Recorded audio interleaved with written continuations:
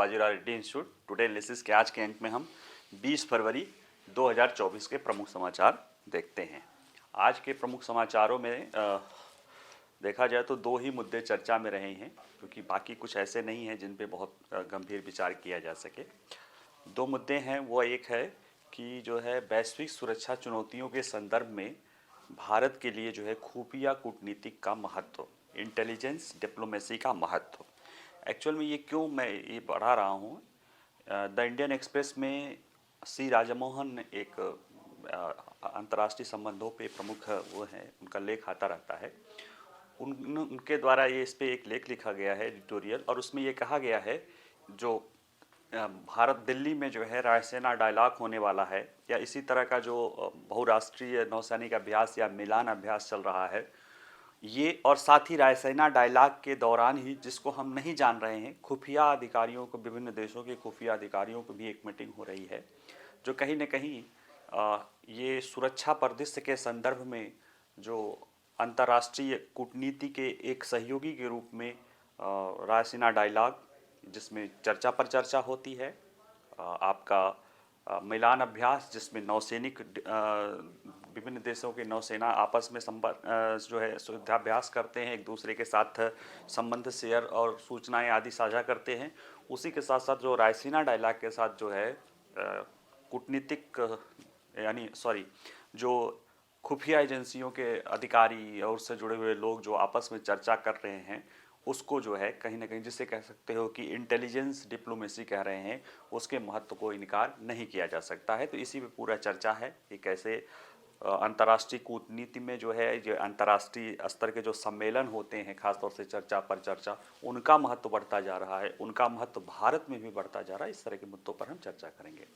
दूसरा जहाँ तक समाचार है वो ये है कि कल हमने आपको पढ़ाया भी था और समाचारों में भी था कि सरकार ने किसान नेताओं से, जो आंदोलनरत किसान नेता हैं, उनसे कहा, सरकार ने एक प्रस्ताव रखा है जिसमें 5 चीज़ों के एश्योर्ड खरीद का जो है सरकार ने आश्वासन दिया है, जिसमें से 3 दालें हैं, अरहर है, उड़द है और मसूर है। ये 3 दालों की बात की है, और बाकी एक मक्का और कपास, यानी पंजाब के किसानों के लिए ये 5 की बातें की है। तो उसमें एक है कि क्यों सरकार ये कह रही है, और सरकार इसके ज़रिए, यानी अगर ये इन तीनों को देखे, उड़द, मसूर और अरहर, इनकी उत्पादन और इनको लेकर भारत में जो क्या चुनौतियां हैं या क्या समस्याएं हैं, इसको समझने का हम कोशिश करेंगे। ठीक है, चलिए पहले देखते हैं वैश्विक सुरक्षा चुनौतियों के संदर्भ में भारत की खुफिया कूटनीति की आवश्यकता या महत्व। देखिए, कूटनीति आपको पता ही है कि अंतर्राष्ट्रीय राजनय भी बोला जाता है, डिप्लोमेसी बोला जाता है, जिसमें विभिन्न राष्ट्र आपस में जो फॉर्मल चैनल या इस तरह के तरीकों से जो है एक दूसरे के साथ अपने हितों को प्राप्त करने के लेकर लगे रहते हैं। ठीक है, ऐसा माना जाता है कि दुनिया में जो है देशों का परंपरागत रूप से माना जाता था कि देशों के हित एक दूसरे से टकराते रहते हैं।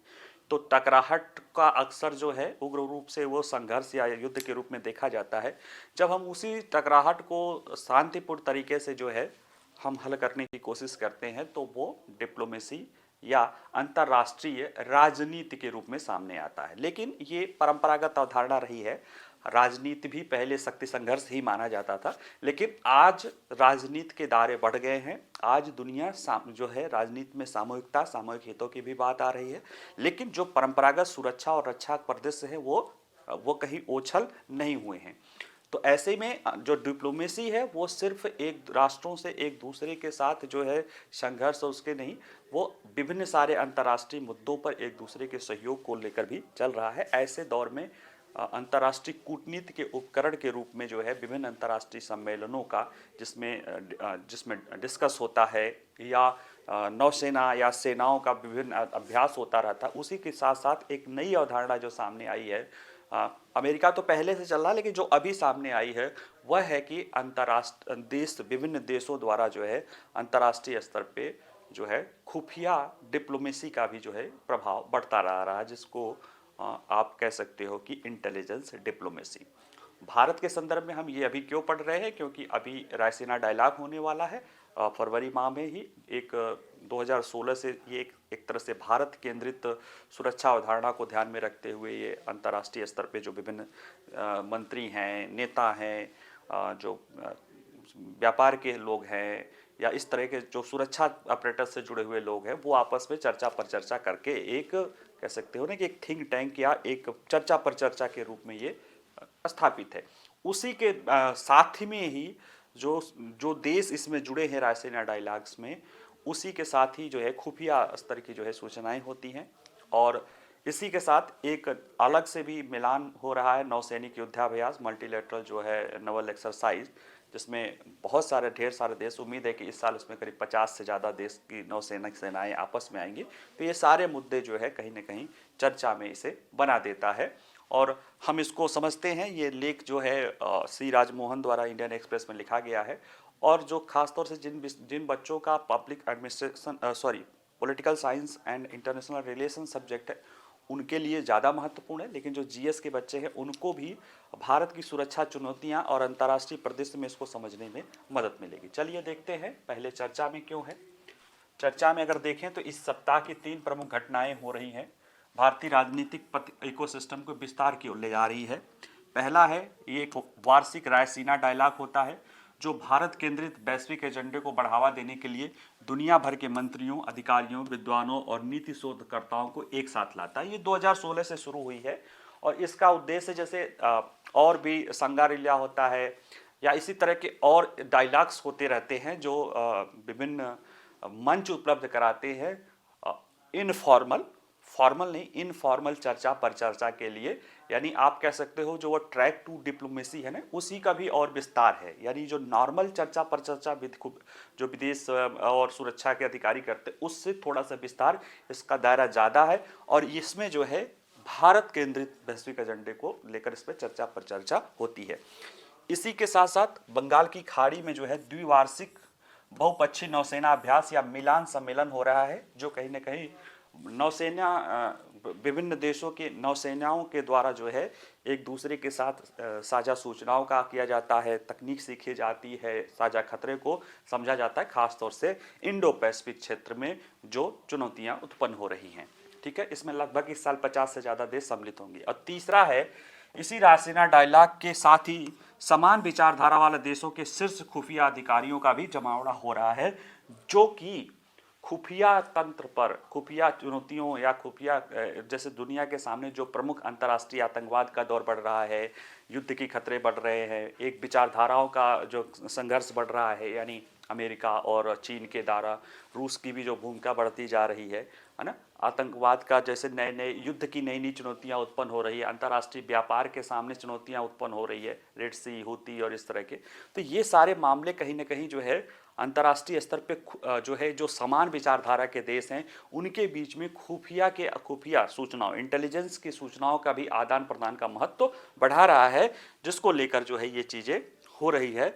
और ये चीनों कहीं ना कहीं ये सभी भारत के लिए उभरती हुई खुफिया कूटनीति की जो है और रायसीना डायलॉग की परिचर्चा कूटनीति और मिलान अभ्यास की नौसेना कूटनीति के समान ही ये परिणामी या लाभप्रद हो सकती है। ठीक है, अब प्रश्न है कि अंतर्राष्ट्रीय राजनीति में विदेश और सुरक्षा की नीति के मुद्दों पर अंतर्राष्ट्रीय सम्मेलन का उदय कैसे हो रहा है।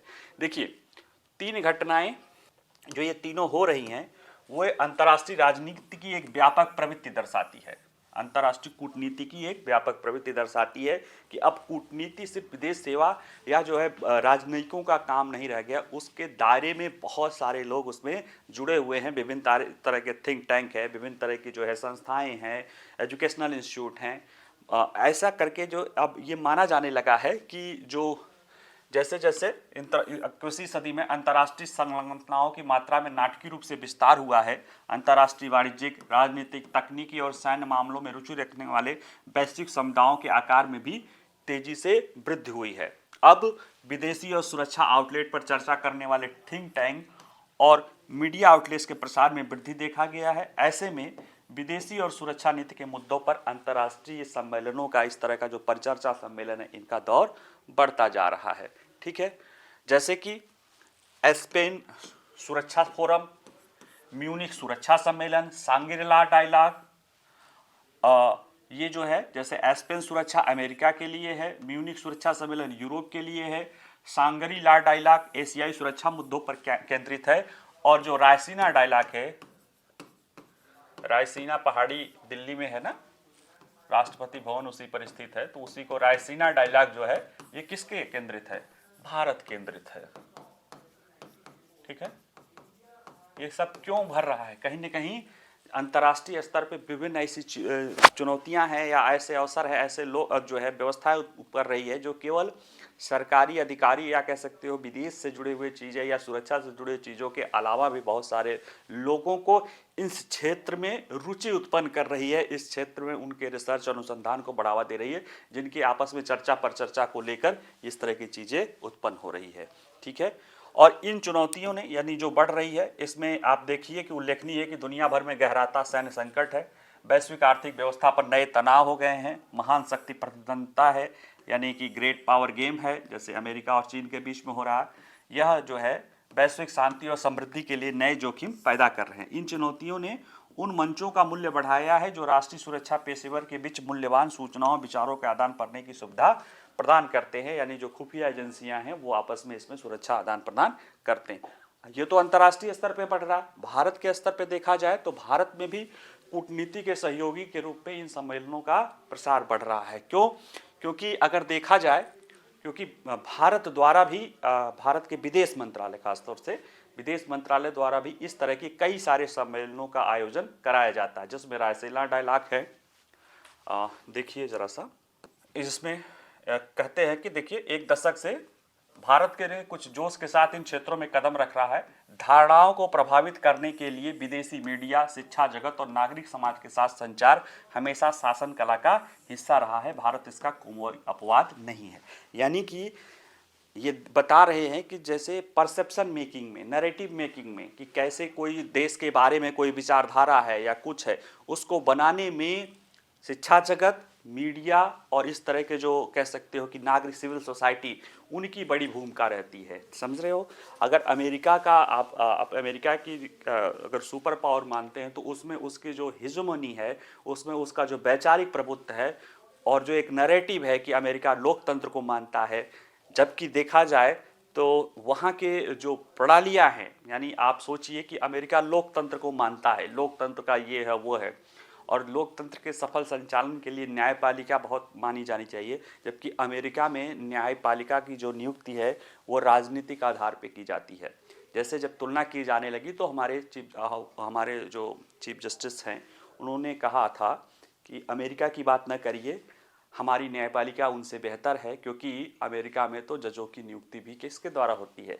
राजनीतिक तरीके से होती है। अभी याद रखिए, ट्रंप का जब मामला आया था तो उन हाई कोर्ट, राज्य के उन हाई कोर्ट के जजों ने निर्णय सुनाया था जो कि डेमोक्रेट से जो है चुने गए हैं, और उम्मीद की जा रही थी कि जो सुप्रीम कोर्ट है वो छोड़ देगा, क्योंकि वो उनमें से ज़्यादातर जो है रिपब्लिकन कैंडिडेट रहे हैं। तो कहीं ना कहीं अब ये बातें कौन चर्चा करे? ये नैरेटिव होती है, जैसे दिखाया जाता है कि भारत में भूख है, भारत में क्या करते हैं, गरीबी है, भारत में डेमोक्रेसी नहीं है, भारत में ये नहीं है, भारत में वो नहीं है। ये क्या है? एक परसेप्शन मेकिंग है जो आप पे दबाव, भारत नहीं, ये सभी विकासशील देशों पर आप पे दबाव बनाता है कि आप एक कुछ पर्टिकुलर हिस्से में जब उनसे चर्चा करें, जैसे भारत अमेरिका का संबंध चल रहा था, लेकिन जो मुद्दा किसका उठाया गया? पन्नू का मुद्दा उठाया गया। अमेरिका और उसकी खुफिया एजेंसी इसी तरह की चीज़ों करने के लिए बदनाम रही है, लेकिन वो मुद्दा हमको कैटेगरी में खड़ा कर रही है कि भारत इस तरह से एक्स्ट्रा जुडिशियल किलिंग की तरह चल रहा है। तो अमेरिका अब तक क्या करता रहा है? लेकिन यही है कि वो परसेप्शन के वार में हमसे आगे थे। यही चीज़ें सोवियत करता था, यही चीज़ें चीन भी करती थी। तो अब भारत भी उसी तरफ चल रहा है, परसेप्शन मेकिंग, और इस तरह के लिए इस तरह के ऑर्गेनाइजेशन और सम्मेलन होना बहुत ज़रूरी है। तो उसमें रायसीना डायलॉग है जो 2016 में हुआ था। इसके आर्ट के भीतर जो है भारत में रुचि रखने वाले वैश्विक रणनीतिक समुदाय के लिए एक जरूरी कार्यक्रम बन गया है। इसी तरह से आप देखिए कि कार्नेगी इंडिया द्वारा आयोजित वार्षिक विदेश मंत्रालय और कार्नेगी इंडिया द्वारा जो है वैश्विक प्रौद्योगिकी शिखर सम्मेलन बुलाया जाता है, जो भू राजनीति, प्रौद्योगिकी और पॉलिसी के मुद्दों पर चर्चा करता है। इसी तरह से विदेश मंत्रालय के जो है ट्रैक ट्रैक 1 मतलब जो विदेश मंत्रालय के अधिकारी करते हैं, ट्रैक 2 मतलब इनफॉर्मल डिप्लोमेसी के वार्तालापों के पारंपरिक संदेह को इस मान्यता ने बदल दिया है कि परिचर्चा कूटनीति रियायतें निर्धारित करती है, जो है नैरेटिव बनाती है, परसेप्शन बनाती है और अंतर्राष्ट्रीय नेटवर्क बनाती है जो सेवारत अधिकारियों, व्यापारिक नेताओं, विद्वानों, विश्लेषकों, सलाहकारों और मीडिया को एक साथ लाती है। समझ रहे हैं? जैसे ये तंत्र क्या काम करते हैं, एक नैरेटिव बनाते हैं कि भारत विकसित हो रहा है, भारत दक्षिण के देशों का वो कर रहा है, भारत लोगों को साथ लेकर चल रहा है, भारत समावेशी विकास को लेकर चल रहा है। तो भारत जो करना चाहता है, अब उस बातों को आगे ले जाने के लेकर एक चर्चा पर चर्चा के बिंदु में एक भारत दृष्टिकोण, भारत केंद्रित वैश्विक दृष्टिकोण को लेकर आगे बढ़ रहा है। अब देखिए हमारे विदेश मंत्री विभिन्न मोर्चों पर जाते हैं और भारत का पक्ष अपना लेते हैं, एक अपनी जो कह सकते हैं ना मल्टी जो है pronged approach, multi alignment approach या जिसको कहते हो ऑटोनोमस डिप्लोमेसी या जो भी कहे, वो सारी अवधारणाएं जो है कैसे इन्हीं सारी चीज़ों के द्वारा जो है धीरे धीरे बनती है और धीरे धीरे आगे जाती है। एक दिन का काम नहीं है, इसको धीरे धीरे कोई चर्चा हुआ, कहीं कोई इस पर लेख लिखा गया, कोई इस पर आर्टिकल लिखी गई, किसी मीडिया में कोई बात हुई, फिर वैसे चलते चलते जो है आगे बढ़ती है। और भारत नेक्स्ट कदम के रूप में जो बहुत सारा आपका इंडेक्सेस निकाले जाते हैं, जिसमें देखिए ज़्यादातर जो है पश्चिम के देशों के ग्लोबल नॉर्थ के द्वारा निकाले जाते हैं और वो साउथ के देशों को, ग्लोबल साउथ के देशों के प्रति वो क्या रहे हैं, नकारात्मक रहे हैं। उनके विचार, उनके अलग भी भारत एक अपना विचार रखना चाहता है। आर्थिक दृष्टि से जो विभिन्न सारी रेटिंग एजेंसियां हैं उनके भी खुले विरोध करता है, और जो बहुत सारी इस तरह की चीज़ें निकाली जाती हैं जिसमें ट्रांसपेरेंसी इंटरनेशनल है या इस तरह की बहुत सारी चीज़ें हैं। जैसे ट्रांसपेरेंसी इंटरनेशनल वो परसेप्शन आधारित है। परसेप्शन किसके आधार पे? कुछ विद्वानों के बीच में। वो परसेप्शन बनता कैसे है, सकारात्मक कैसे बनेगा, उसको लेकर एक प्लेटफॉर्म चाहिए होता है। इसी तरह की प्लेटफॉर्म जो है भारत के जो है विदेश मंत्रालय जो अंतर्राष्ट्रीय स्तर पे ये कर रहा है। ठीक है, पहले से भी होता रहा है, अब भारत को भी, चूंकि भारत को भी केंद्रीय भूमिका निभानी है तो भारत को भी ये करना पड़ेगा। अब इसमें दो और चीज़ें हुई हैं, जैसे एक मिलान जो हो रहा है उसको मल्टीलेटरल जो है नेवल एक्सरसाइज जो बोला जा रहा है, ये कहीं ना कहीं नौसैनिक कूटनीति का एक रूप है। क्योंकि नौसेना जो है देखा जाए तो उसका जो क्रियान्वयन होता है, जहाँ पे उसका एक्टिंग, उसकी जो फील्ड होती है, प्लेग्राउंड होता है, वो सागर और महासागर होते हैं और उसमें विभिन्न सारे देश उसमें आपस में जुड़े होते हैं। यानी जो दो और सेनाएं हैं हमारे रक्षा जो है आर्मी फोर्स, मतलब उसमें आप कह सकते हो कि थल सेना, वायुसेना और नवल सेना, नौसेना। उसमें नौसेना देखा जाए तो उसकी प्रवृत्ति ज़्यादा रूप से अंतर्राष्ट्रीय है, वो अंतर्राष्ट्रीय सहयोग को लेकर ज़्यादा चल रही है। जैसे अभी रेड सागर में वो कर रही है, तो उसकी वहाँ पे तो अंतर्राष्ट्रीय उसमें फील्ड में काम कर रही है, अंतर्राष्ट्रीय सागर में काम कर रही है, अंतर्राष्ट्रीय नीतियों और इस तरह से कर रही है, बहुत सारे देशों के लोगों से जुड़ा है। तो नौसेना इस तरह की चीज़ों को ज़्यादा महसूस करती रही है। इसीलिए 90 के दशक से ही नौसेना ने अंतर्राष्ट्रीय नौसैनिक कूटनीति के एक कह सकते हो कि आप उसके पार्ट के रूप में जो है विभिन्न तरह के नौसेना अभ्यास 90 के दशक में शुरू किया गया था और अभी ये काफ़ी बढ़ता जा रहा है। अब एक नई अवधारणा जो सामने आई है वो है खुफिया कूटनीति। खुफिया कूटनीति मतलब इंटेलिजेंस डिप्लोमेसी, जिसमें ये माना जाता है कि जो एक तरह की सोच वाले लाइक माइंडेड देश हैं वो आपस में चुनौतियों को लेकर जो है, या जो खतरे हैं अंतर्राष्ट्रीय स्तर पे रक्षा सुरक्षा को लेकर, वो एक दूसरे के साथ जो है इंटेलिजेंस शेयर करें ताकि इस तरह की समस्याओं से बचा जा सके।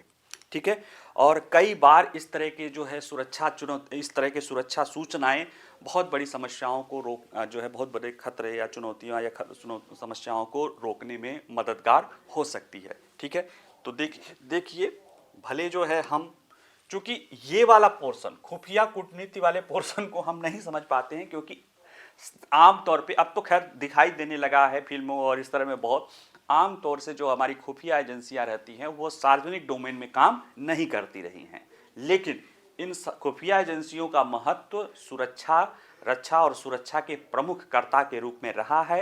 यानी उसमें जैसे जो आप सुरक्षा के लिए, देश की रक्षा और सुरक्षा के लिए दो और चीज़ें हैं, सुरक्षा बल है, कूटनीतिक है यानी राजनयिक हैं, उसी के साथ साथ सुरक्षा एजेंसियां भी और ये खुफिया एजेंसियां भी प्रमुख भूमिका निभाती रही हैं। और ये आज से नहीं है, आचार्य चाणक्य ने तो बहुत पहले ही कह दिया था जो है दूत और इस तरह की बातें, जो कहीं ना कहीं जो दूत होते थे, जैसे आज हमारे राजदूत है वो दूत कहते थे, उनका काम ही था संबंध से ज़्यादा खुफिया सूचनाएं एकत्रित करना। और राजा का प्रमुख काम था अंतर्राष्ट्रीय बाह्य देशों से और आंतरिक दोनों तरह के दूतों से वो व्यक्तिगत रूप से मिलते हैं। ये कहीं ना कहीं राष्ट्र की सुरक्षा के लिए खुफिया तंत्र के महत्व को बताता है।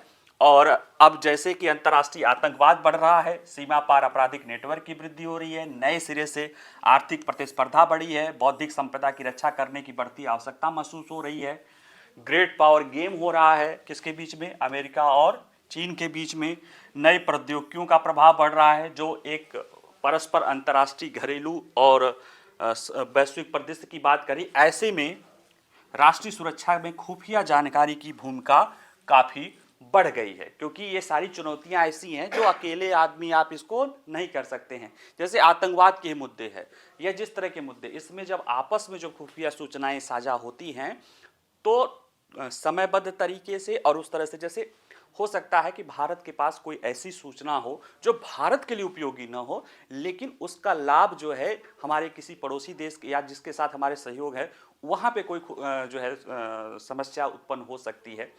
जैसे कि कोई आतंकवादी पकड़ा गया, कोई व्यक्ति पकड़ा गया, कोई पीस ऑफ जो है एविडेंस हमें मिला जिससे ये पता चल सकता है कि फला किसी देश में कोई घटना होने वाली है। ऐसे में अगर हम उस देश के साथ सूचनाएं रेगुलर रूप से साझा करते रहेंगे तो वह हमारी इस जो है मेहनत का उसको लाभ मिलेगा। ऐसे में जो आपस में खुफिया एजेंसियां अगर लाइक माइंडेड इस तरह की करती रहेंगी तो जो जो एक कह सकते हो ना कि जो अंतर्राष्ट्रीय स्तर की चुनौतियां हैं, वो जो चुनौती सबसे बड़ी क्या है कि क्रॉस बॉर्डर है, एक देश की सीमा, अब एक देश के सीमा के बाहर की चीजें हैं, ऐसे में उन तक सूचना पहुंच पाना मुश्किल हो जाता है और कड़ी टूट जाती है। ये कड़ी आपस में जुड़ सकती हैं और इसका फायदा ये होगा कि कम संसाधनों का और अधिक से अधिक जो है कह सकते हो कि आप कोऑर्डिनेटिक समन्वय अप्रोच के साथ जो है खुफिया जानकारियां एक दूसरे के हितों में लाभप्रद हो सकती हैं और शेयर की जा सकती हैं, जिसका निश्चित रूप से देश की रक्षा और सुरक्षा पर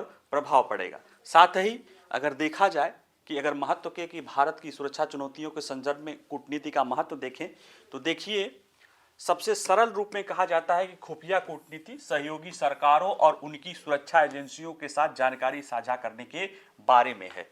भारत के लिए सुरक्षा चुनौतियों के बढ़ते पैमाने के दायरे के बीच खुफिया कूटनीति महत्वपूर्ण हो गई है। क्यों महत्वपूर्ण हो गई है अगर इसको देखें हम तो देखिए, रायसीना डायलॉग के साथ जो ये हुआ है कि शीत युद्धों के दशकों से, जब बने शीत युद्ध के दौरान हमने एक अलगाववाद नॉन एलिगेंट मूवमेंट हमने अपनाया था और हम किसी भी गुट के साथ नहीं थे। लेकिन अब जो चुनौतियां हैं, आज हमने जो देखा है, रायसीना डायलॉग कर रहे हैं और उसी के साथ साथ रायसीना डायलॉग और उसी के साथ साथ जो हमने खुफिया एजेंसियों, खुफिया अधिकारियों का आपस में सम्मेलन है, ये बता रहा है कि भारत अब अलगाव वाली व्यवस्था से हम आगे निकलकर खुफिया साझेदारी के निर्माण में हम बढ़ रहे हैं और यह भारत की खुफिया कूटनीतिक क्षेत्रीय और वैश्विक गठबंधन बनाने की भारत की वर्तमान रणनीति के अनुरूप है। यह भारत के जासूसी एजेंसियों को भी आधुनिक करेगी, क्योंकि उसके तहत हम अंतर्राष्ट्रीय स्तर की चुनौतियों और अंतर्राष्ट्रीय स्तर के अवसरों को सीख लेते हैं। देखिए, जब स्कूल कॉलेज के आधार पे कोई सम्मेलन होता है, इंटर कॉलेज, इंटर डिस्ट्रिक्ट या इस तरह के, जब वहाँ पे हम आप जाते रहे हैं अपने पढ़ाई के दौरान, तो वहाँ पे हम लोग बहुत कुछ सीखते हैं। किसी से अच्छी चीज़ें सीखते हैं, किसी की हमसे कोई सीखता है। तो जो इस तरह के सम्मेलन होते हैं, इस तरह की चीज़ें होती हैं, वो आपस में एक दूसरे के हित में होती है, जिसमें यहाँ एक एक दो नहीं होता है, एक एक 11 हो जाता है और दो दो 4 ही नहीं होता है, दो दो 5 हो जाता है। तो ये जो अवधारणा जो है अंतर्राष्ट्रीय खुफिया के संदर्भ में, खुफिया जानकारी के संदर्भ में अंतर्राष्ट्रीय कूटनीति के महत्व को बताती है। ठीक है, चलिए आगे देखते हैं। जो हमारा अगला न्यूज है वह है कि किसानों को केंद्र सरकार का एमएसपी प्रस्ताव और भारत में दालों के उत्पादन से जुड़ी स्थिति। देखिए, अभी परसों रात में सरकार के मंत्री ने जो है ये कहा था कि जब चौथे दौर की वार्ता हुई थी तो केंद्र सरकार ने पंजाब के किसानों के लिए एक प्रस्ताव दिया था कि वो 5 तरह की अगर फसलें जो लगाते हैं तो उनका जो है अपने जो सरकार, केंद्र सरकार की जो सहकारी समितियां हैं, नफेड है या सीसीआई है कपास वाली, और इसी तरह के इनके द्वारा पूरी खरीद की जा सकती है। इसका मेन उद्देश्य ये है कि पंजाब में कृषि के विविधीकरण को बढ़ाना था और पंजाब के किसानों को एश्योर्ड आय देना था, और साथ ही भारत जो एक खाद्यान्न के उसमें, या कह सकते हो कि खाद्यान्न सुरक्षा के संदर्भ में या पोषण सुरक्षा के संदर्भ में या खाद्यान्न के उत्पादन के संदर्भ में, सुरक्षा तो नहीं क्योंकि हम आयात करके पूरा कर लेते हैं, लेकिन उसके उत्पादन के संदर्भ में जो एक प्रमुख दालों के उत्पादन की चुनौती से जूझ रहा है उसको भी दूर करने की इसमें बात थी। ठीक है, तो यहाँ पे देखा गया है कि जो हम ये चीज़ें लाई गई हैं इसमें हम समझने की कोशिश करते हैं कि उसका पंजाब में क्या, क्यों ये लाया जा रहा है, और भारत में जो प्रमुख इनमें दालों की बात की गई है, खासतौर से तुअर, मसूर और उड़द, उनका उत्पादन किन किन राज्यों में सिमटा हुआ है, और भारत में दाल की जो उपलब्धता है उससे जुड़ी हुई क्या समस्याएं हैं, क्योंकि दाल कहीं ना कहीं भारत में घरों में खाया जाने वाला जो है, मतलब उनके कह सकते हो कि डिनर हो या लंच हो या मतलब जो भी हो, वो एक प्रमुख जो है उसका हिस्सा होता है, और हिस्सा होना भी चाहिए, क्योंकि ये प्रमुख प्रोटीन का, वेजिटेरियन में यानी शाकाहार में प्रोटीन का प्रमुख स्रोत होता है। साथ ही साथ ये जो दालें होती हैं ना, ये हमारे भूमि, आदमियों के लिए तो होती हैं, दालों की खेती हमारे भूमि की भी उर्वरकता को बढ़ा सकता है। एक रिपोर्ट आई थी 2016 में, एक जो है भारत के उस समय के मुख्य आर्थिक सलाहकार द्वारा जो है एक प्रकाशित की गई थी, उसमें उन्होंने कंपैरिजन करके दिखाया था कि अरहर की खेती और उसी पर हेक्टेयर अरहर की खेती और पर हेक्टेयर धान की खेती, दोनों खरीफ की फसलें हैं। अगर 1 हेक्टेयर में अरहर की खेती किया जाए, 1 हेक्टेयर में धान की खेती किया जाए, तो सरकार का सब्सिडी यानी सरकार पे, या एक तरह से मान लीजिए कि देश पे कितना आता है, तो जहां अरहर में यानी जो सब्सिडी आती है, जो पानी बचता है, और जो वो जो है उर्वरक बनाता है, इन सबको जोड़ा गया तो जो है धान की अपेक्षा पर हेक्टेयर 13,000 से ज़्यादा उस समय के दान पे जो है अरहर पैदा करने से जो है आम, मतलब सरकार को फायदा होता है। लोगों को छोड़ दीजिए, सरकार को फायदा होगा, ग्रीन हाउस उत्सर्जन जीरो होगा, उर्वरक बनेंगे, जो है मिट्टी की उर्वरा शक्ति बढ़ेगी, जो है जो हम उर्वरक, रासायनिक उर्वरक प्रयोग करेंगे उस पर कम से कम, उसमें कम सब्सिडी देनी पड़ेगी। बहुत बड़ी मात्रा में पानी जो जाता है उसके लिए, जो पानी निकालने के लिए और इस तरह से जो नुकसान होता है जो सब्सिडी, तो ये करीब 13,000 से ज़्यादा जो है प्रति हेक्टेयर की क्या होती है, लागत की बचत हो जाती है। तो ये कुछ ऐसी चीज़ें हैं जिसकी वजह से सरकार को ऐसा करने को, ऐसे प्रस्ताव देने के जो है आगे आना पड़ा है। तो आइए हम इसको ज़रा समझते हैं चर्चा में क्यों है। चर्चा में आप जान ही रहे हैं कि प्रदर्शनकारी किसान जो है आंदोलन कर रहे हैं, और इस बार के किसान आंदोलन कर रहे हैं कि उन्हें एश्योर्ड एमएसपी मिले। और वह एश्योर्ड एमएसपी की इसलिए बात कर रहे हैं, एश्योर्ड मतलब सुनिश्चित, और जो है लीगल तरह से मिले, ताकि उनकी आय की सुरक्षा सुनिश्चित की जा सके, उनकी कृषि जो है, उनका रोजगार व्यवहार हो जाए यानी लाभप्रद हो जाए, इसको लेकर मांग कर रहे हैं। और इसमें सरकार के साथ चौथे दौर की वार्ता हुई थी, और केंद्र सरकार ने पंजाब में फसल विविधीकरण के लिए एक प्रस्ताव पेश किया था, जिसमें सरकार ने कहा था कि जो उसकी समितियां हैं, कोऑपरेटिव समितियां, वो न्यूनतम समर्थन मूल्य पर 5 फसलों, तुअर, उड़द, मसूर, मक्का और कपास की खरीद के लिए 5 साल के लिए अनुबंध पेश करेंगे कि आप कितना भी उपजाओ इन 5 फसलों के लिए, उसका वो खरीद करेंगे। ठीक है, और देश भर में जो किसान हैं वो सभी फसलों के लिए कानूनी रूप से गारंटी शुदा एमएसपी मांग कर रहे हैं, C2+F की मांग कर रहे हैं। इसके आधार पे किसानों ने जो है कल शाम को इस प्रस्ताव को खारिज कर दिया है, और उन्होंने कहा है कि वो इसे नहीं मानेंगे क्योंकि ये किसानों के हित में नहीं है। तो वो चलो, वो दूसरी चर्चा है। हम ये देखते हैं कि केंद्र सरकार पंजाब में कृषि विविधीकरण को क्यों लाना चाहता है। देखिए, अगर देखा जाए पंजाब की पूरी भौगोलिक और उसकी देखा जाए जितनी पर खेती करती है, तो जो भी पंजाब में खेती होता है उसका 80% से ज़्यादा भूमि पर क्या होता है, चावल और गेहूं के तहत उपजाए जाते हैं। 80% से अधिक चावल और गेहूं के तहत खेती के अंतर्गत आता है। देखिए 19 और 20 में 41.17 लाख हेक्टेयर में शुद्ध बोए गए क्षेत्र में 35.1 लाख हेक्टेयर गेहूं अधीन था, और 31.80 लाख हेक्टेयर धान था। यानी कि देखा जाए तो 80% से अधिक धान और गेहूं का जो है उत्पादन, मतलब क्षेत्रफल पर खेती कहाँ की जाती है, पंजाब में की जाती है। नहीं, पंजाब के टोटल खेती करने वालों में जो जो भी खेती होती है उसमें से 80% से ज़्यादा धान या गेहूं की फसल का पैदावार किया जाता है। यानी ये एक तरफा खेती होती है।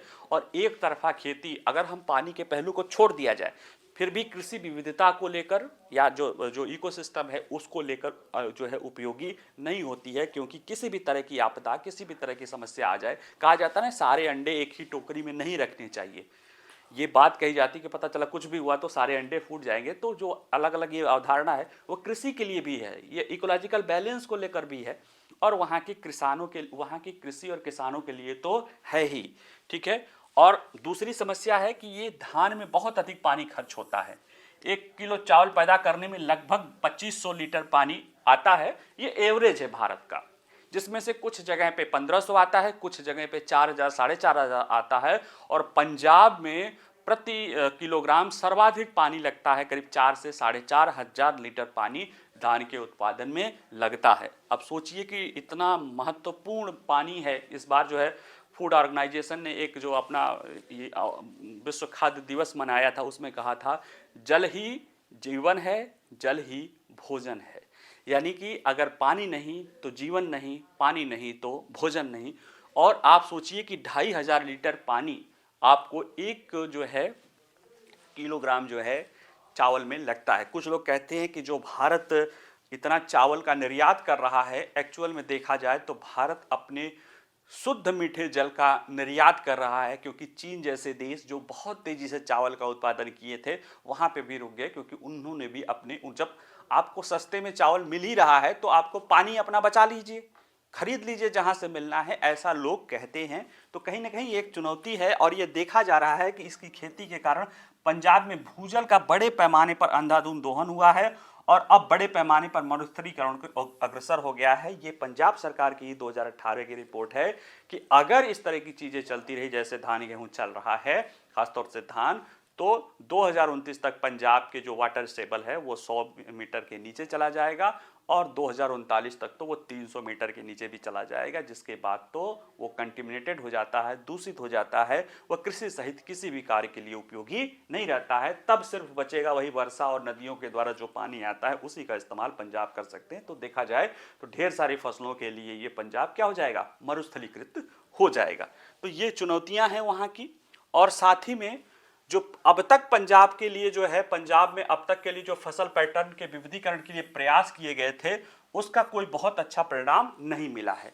देखिए कपास का जो है क्षेत्रफल घटा है, मक्का का क्षेत्रफल घटा है, दालों का क्षेत्रफल बढ़ा है, लेकिन पहले भी बहुत कम 30,000 हेक्टेयर पे, कहाँ 41 लाख हेक्टेयर पे जो है धान गेहूं खेती की जा रही है, वहाँ पे 30,000 हेक्टेयर यानी 1% भी नहीं देखा जाए। ये कहीं ना कहीं पंजाब की कृषि की जो चुनौतियां हैं, यानी उसमें वहाँ पे एक जो इम्बैलेंस है। जैसे आपको किसी भी व्यक्ति को सिंपल सोचिए, आप सिर्फ कार्बोहाइड्रेट, धान गेहूं यानी कार्बोहाइड्रेट, आप सिर्फ कार्बोहाइड्रेट खाइए, सिर्फ चावल और रोटी और कुछ मत खाइए, देखिएगा आप कुपोषित हो जाएंगे, आप मोटापे के शिकार हो जाएंगे, आपको तमाम तरह की बीमारियां हो सकती हैं। तो सोचिए कि अगर सिर्फ पंजाब में ही अगर पंजाब के किसानों को कंज्यूम करना रहे वो इस तरह की खेती, क्या उनके लिए या पूरे भारत के लेकर देखा जाए तो कहीं उपयोगी है, नहीं है। ठीक है। अब जरा सा हम देखते हैं कि भारत सरकार के प्रस्ताव में जो 3 दालों के बारे में किया गया उसमें प्रमुख उत्पादक राज्य कौन है।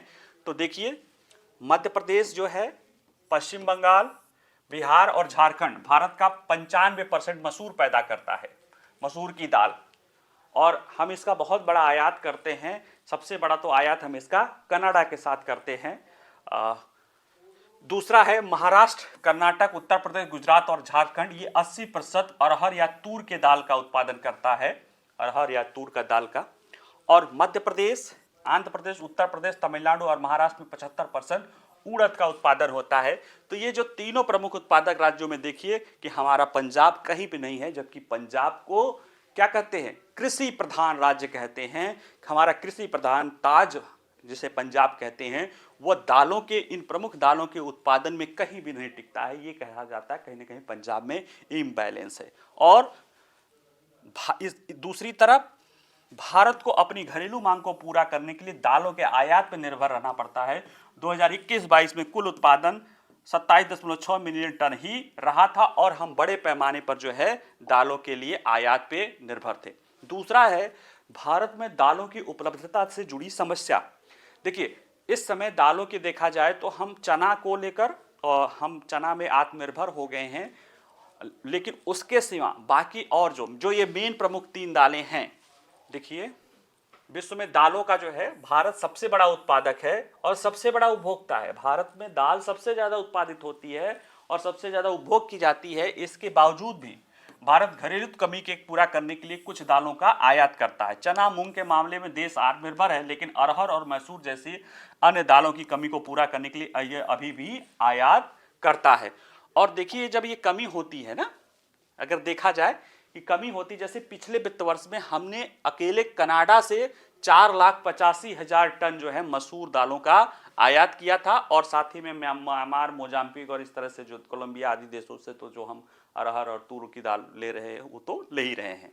ऐसे में किसानों को पेश किए गए सामान जो है, जो प्रस्ताव पेश किया गया है, उड़द है या मसूर है या तुअर है दाल, ये इनका जो है भारत में जो दालों के जो उपभोग होता है ना, उसकी स्थिति को बिगाड़ने में बड़ा महत्वपूर्ण भूमिका होता है। देखिए, देखा जाए तो अरहर का उत्पादन का ये सीजन है, यानी जो है ये सीजन मतलब अरहर का उत्पादन हो चुका है, इसके बावजूद भी, यानी अब होने वाला है, इसके बावजूद भी भारत में अरहर की दाल की कीमतें बढ़ रही हैं, क्योंकि जहाँ से हम ले रहे हैं दक्षिण अफ्रीका, अफ्रीकन देशों से, मोजाम्बिक आदि से या जो है म्यांमार से, वहाँ की परिस्थितियाँ नहीं सही है। और जब इन दालों में कमी होती है, इन दालों की जो दाम बढ़ती है, तो ये अन्य दालों के भी दाम को बढ़ा देते हैं और अंततः जो है भारत की खाद्य मुद्रास्फीति या महंगाई दर में वृद्धि कर देते हैं। तो कहीं ना कहीं ये सरकार की मजबूरी है कि ये इसको लेकर प्रयास करे। सरकार इसको लेकर 2027 तक दालों में आत्मनिर्भर होने के लिए प्रयास कर चुकी है। अब उसी के चरण के रूप में ही जो पंजाब के किसानों के लिए सुझाया गया है, ये सरकार के उसी जो ग्रेट जो दालों में आत्मनिर्भर होने का जो लक्ष्य है, उसी को लेकर ये चीज़ें किया गया है। ठीक है, चलिए आज इतना ही, बाकी मिलते हैं। इसको आप लोग जो है कोई प्रश्न रहा करे तो पूछ लिया करिए, और कोई चीज़ें ना समझ में आए तो वो भी पूछ लिया करिए। बाकी PDF तो आपको मिल ही जाता है। बार बार मैं एक चीज़ कहता हूँ, इधर भी कुछ दिनों से नहीं कह रहा हूँ, लेकिन ये है कि आप जो भी पढ़िए उसको अपना नोट्स बनाते जाइए 4, 5, 7 पॉइंट से, और उसको फिर अपने को बार बार याद रखिए, क्योंकि फिर एग्ज़ाम में आपको जब लिखना होगा ना, तो जो आपका खुद का नोट्स बार बार रिवाइज किए रहेंगे वही काम आता है। ठीक है, चलिए, नमस्कार।